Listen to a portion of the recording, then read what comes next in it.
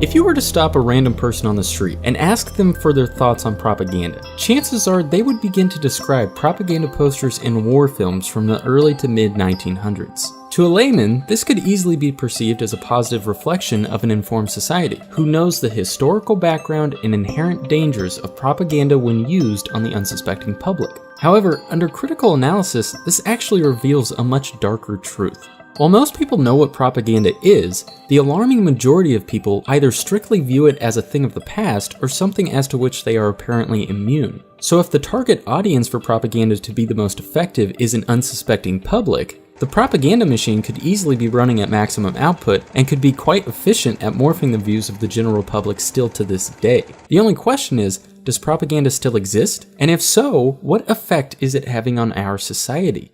One of the most dangerous, unspoken things in existence in the world today is a media controlled by a very small group of corporate entities. Every day, we are constantly lied to and constantly told what to think, and most of us never even realize it. It's become a duty and call to action to wake people up to this reality. Before blindly listening to what's hurled at you, everyone has a personal responsibility to at least know what's going on before handing your mind over to the many forms of media indoctrination. In short, wake up. It becomes a frustrating experience to wake people up from the matrix, so to speak, and constantly overhear people all around still completely misdirected and mired in false narratives. The day after the attack in Paris, for example, almost everyone immediately began talking about how crazy people in the world are today, changing their profiles to French flags and immediately posting support and condolences. And the irony was that no one had a clue about what really happened or why the entire world was made to watch. In addition to that, most people are lazy, distracted by a capitalistic existence, don't know they are brainwashed, and most times don't know what they are doing or why. Your thoughts are not your own, and you're being led by the hand every step of the way. Most people openly and defiantly do not trust their governments. People know better. However, simultaneously, they overtly trust each and everything their government does, says, and presents anyway. Because most people trust corporate news narratives where they get most of their information and never question any of it. Most people are still completely unaware that governments orchestrate and/or stage events all the time.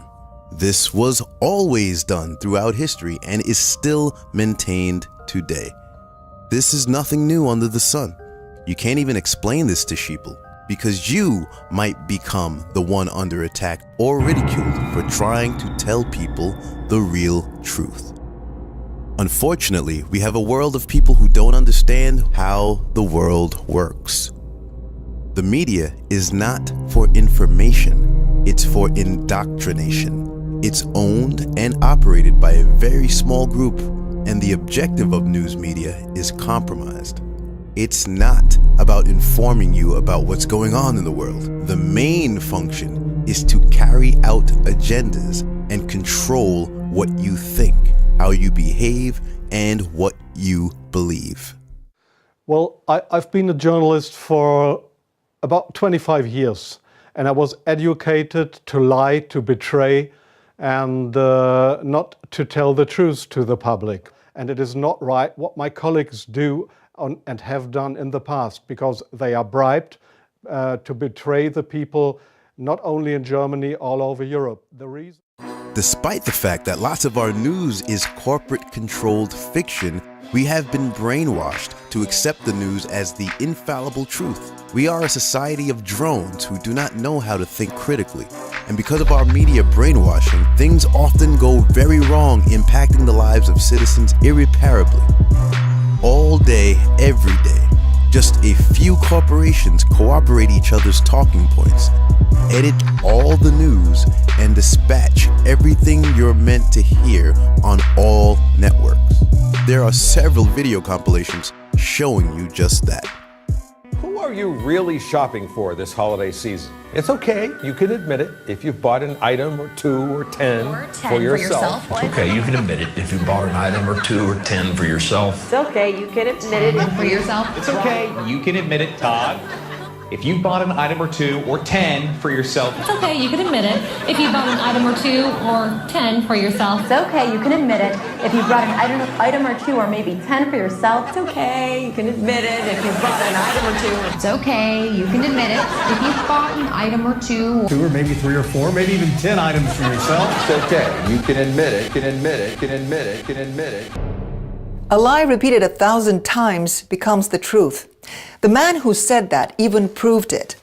The lie became part of himself and the system he served. His name was Joseph Goebbels. He was Nazi Germany's Minister of Propaganda. The myths that he created exist to this day. Such Machiavellian activity requires a disguise, which is why propagandists call themselves the public relations industry. But do not be fooled. Public relations and propaganda are interchangeable, and it is the massive public relations industry that is designed to alter perception, reshape reality, and manufacture consent. A Hollywood set designer was brought in to create a $200,000 backdrop for official war briefings. Today, America alone has more public relations propagandists than reporters, which means that nearly half of what people in the West hear, see, or read is written by professional liars. Professional liars whose job it is to keep people in front of their televisions, reading gossip magazines, eating vast amounts of toxic food, and shopping, always shopping, for the latest fashions and trends. Fashion, celebrity, sex, music. We will reveal the methods used by the propagandists to control populations on behalf of their owners.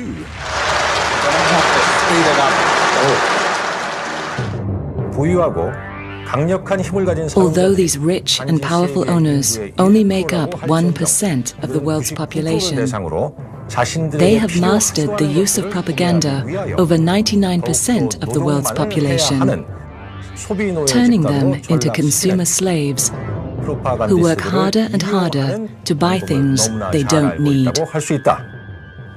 These consumer slaves are also made to pay taxes to their government, money which is used to develop new weapons for the pernicious invasions and occupations of other countries.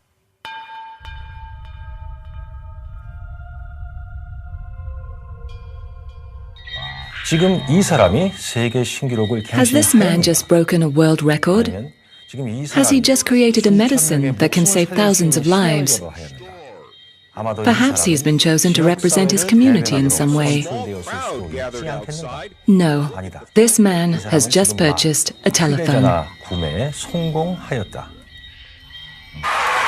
And these people, what is making them scream and cry with such profound joy? They are on a television program where they are receiving consumer items. This for some boots. This for some clothes shelves. And this hysteria is not because they have found God, but because they are receiving sneakers.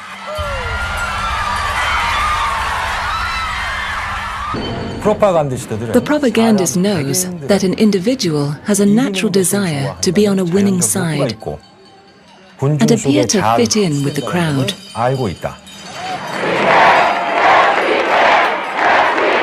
One of the easiest ways to achieve this is to make them chant favorable, yet deliberately vague slogans like, "This changes everything."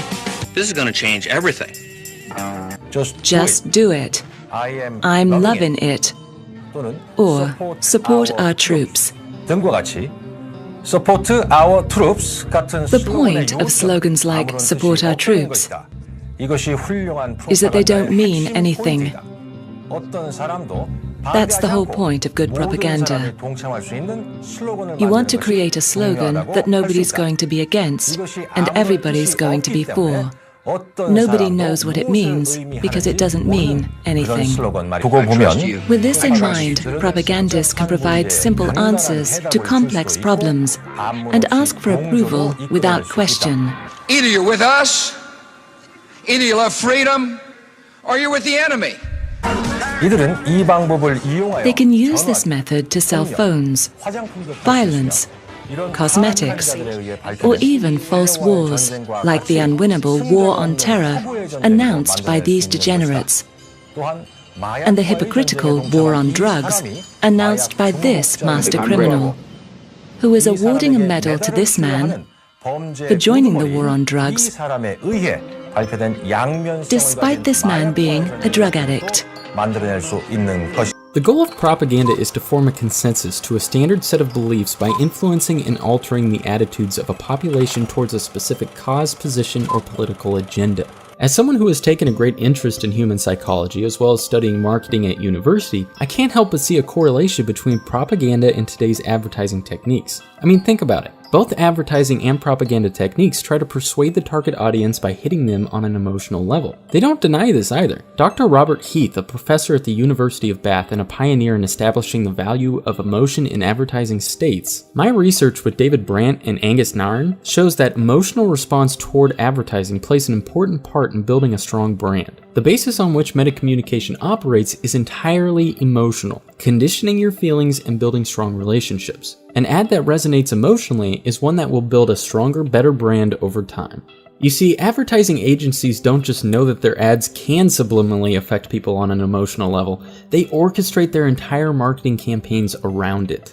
If manipulating people's emotions in order to sell them on something, and to structure how their brand is perceived in the minds of the general public, doesn't sound like Propaganda 101 to you, consider this. Joseph Goebbels was the Reich Minister of Propaganda in Nazi Germany from 1933 to 1945. As part of Hitler's Rotzenstab policy, coordinating the whole population in Nazi Germany behind Hitler, Goebbels drew inspiration for Nazi propaganda by studying the way advertising companies worked in America. Furthermore, Goebbels used his position within the Nazi hierarchy to influence newspapers, the cinema, theaters, art galleries, and radio broadcasts. What's more shocking is how proud the American Advertising Agency was about this at the time. The July 20th, 1933 issue of Printers, Inc., one of the lead advertising trade journals of its time, speaks approvingly of Hitler's methods and gives alarming insight into just how closely related propaganda is to advertising. The article stated, "As is well known, the word propaganda in Germany is used synonymously with the word advertising.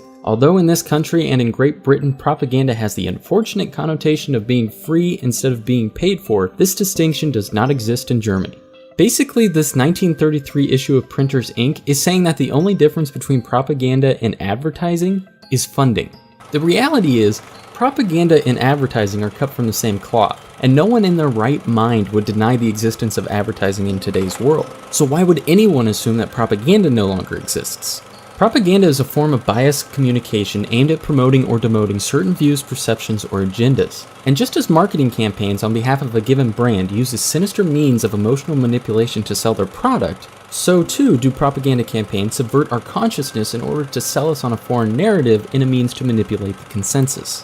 Really, the question of whether propaganda still exists today seems redundant in a world built on television slogans. So the high plausibility of propaganda's modern-day existence, based simply on the fundamentals of advertising and reasoning that one might have a political agenda to push, seems so firmly grounded on logic and reason that it really should be assumed a certainty.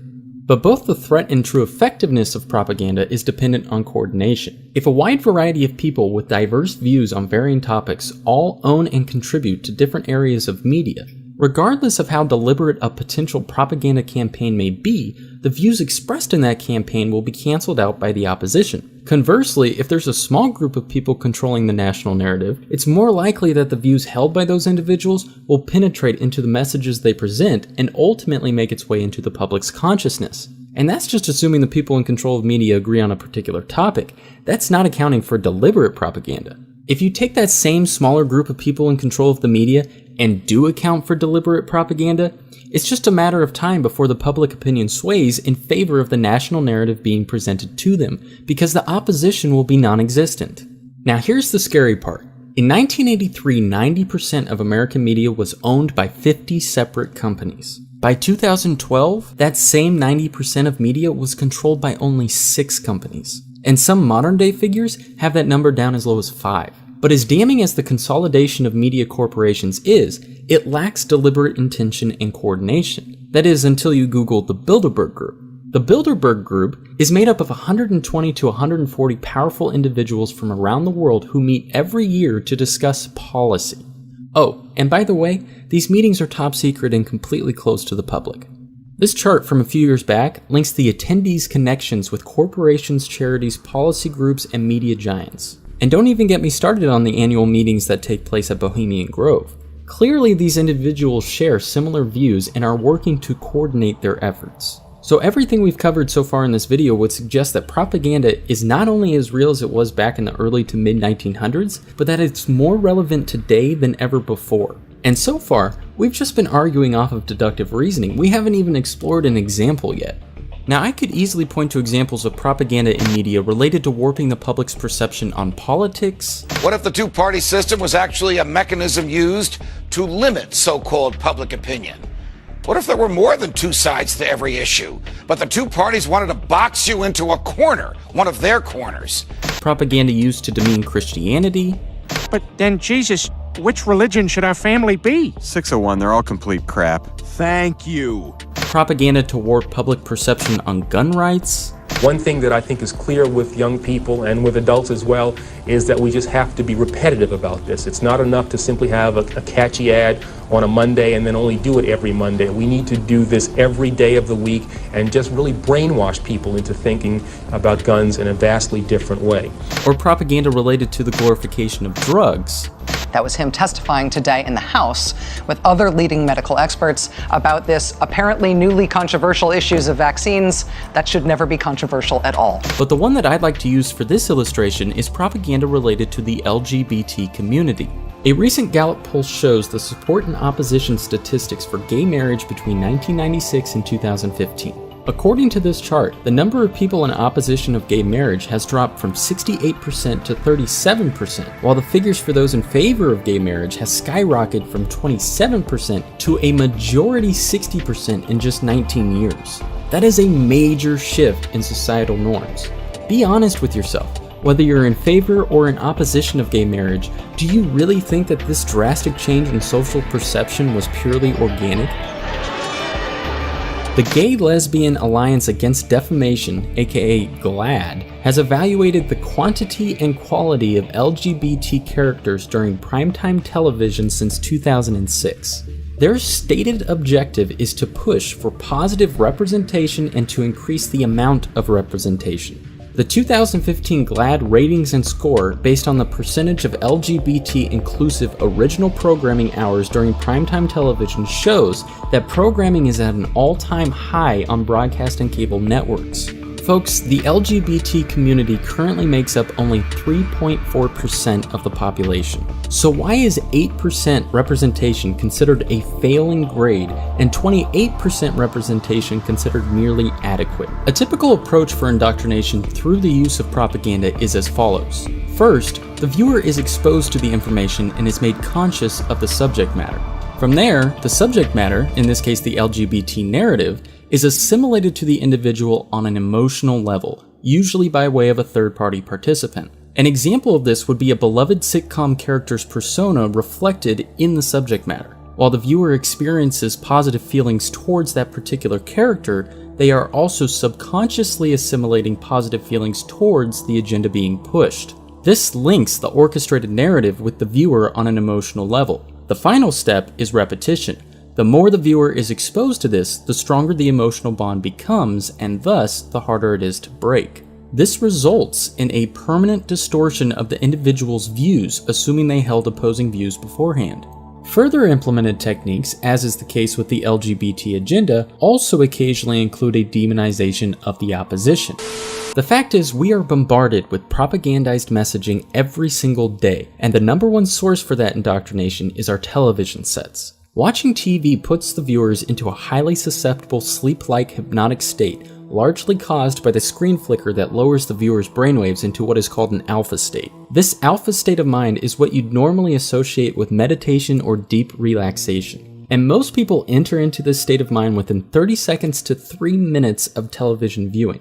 When in this hypnotic state, the information that you are exposed to is downloaded directly into your subconscious mind, where your existing beliefs are altered to form new beliefs without you even noticing. This is a very suggestive state of mind in which the right side of your brain tends to not critically analyze incoming information as it normally would. Again, check out the links in the description for more information. The average American watches 2 to 5 hours of television a day. Over the course of an average lifetime, that figure amounts to 9 years of a person's life. That's 9 years of indoctrination dedicated to programming every single man, woman, and child in this country. Now you may be sitting there thinking to yourself, but isn't propaganda illegal? Or wouldn't the government try and stop propaganda? Well, as it turns out, no. Back in 2012, an amendment to the National Defense Authorization Act, the NDAA, proposed by Mac Thornberry, a Republican from Texas, and Adam Smith, a Democrat from Washington, effectively nullified the Smith-Mundt Act of 1948, which explicitly forbid information and psychological operations aimed at influencing U.S. public opinion. This amendment effectively allows the United States government to legally use, quote, information operations on the American public. These information operations, or IOs for short, are loosely outlined as incorporating, quote, the integrated employment of electrical warfare, computer network operations, psychological operations, military deception, and operations security in concert with specified supporting and related capabilities to influence, disrupt, corrupt, or usurp adversarial human and automated decision-making while protecting our own. And the primary purpose for IOs is to, quote, shape the essential narrative of a conflict or situation and thus affect the attitudes and behaviors of the targeted audience. So not only does the government permit propaganda to be used against the American public, they've actually taken special precautions to legally use propaganda on the general public themselves. People, propaganda is the most effective on an unsuspecting public.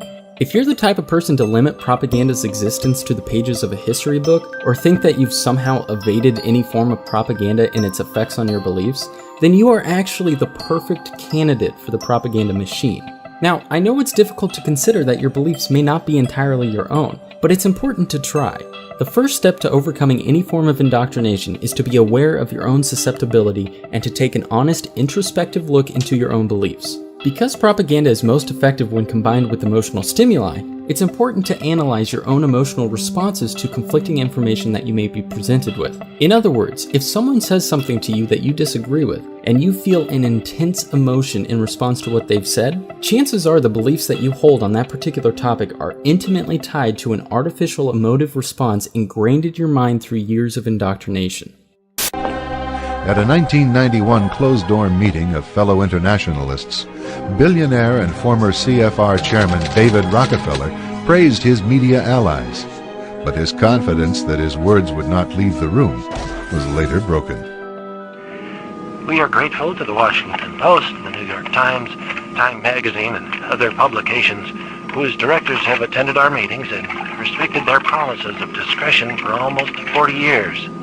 It would have been impossible for us to develop our plan for the world if we had been subject to the bright lights of publicity. But the world is now more sophisticated and prepared to march toward a world government.